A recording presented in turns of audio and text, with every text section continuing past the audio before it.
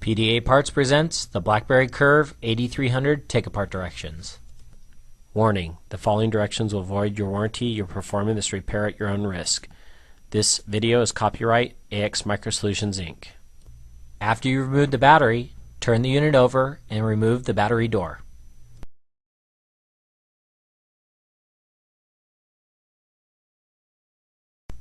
Using a small flat blade screwdriver or your fingernail, pop off the bottom cover. The cover is held on by 4 tabs, so be careful not to break it.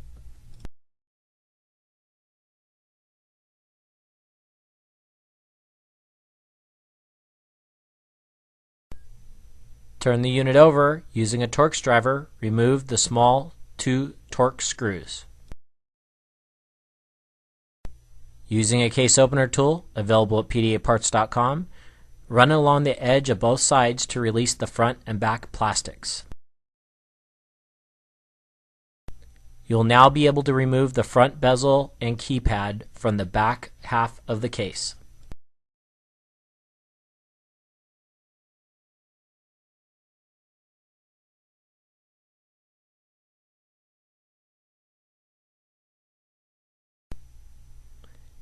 Using a Torx driver, remove the 4 Torx screws holding the keyboard assembly onto the back half of the case.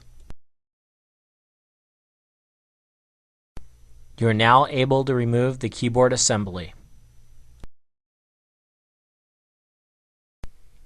You'll now need to remove the 2 side bezels, which will slip right off. You're now going to separate the back case from the motherboard and LCD assembly.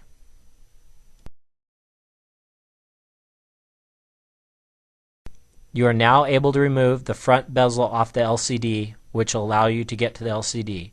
Lift up the ribbon cable holding the LCD in place. Now you'll be able to use a small screwdriver and remove the LCD. There is a little bit of tape holding it in place.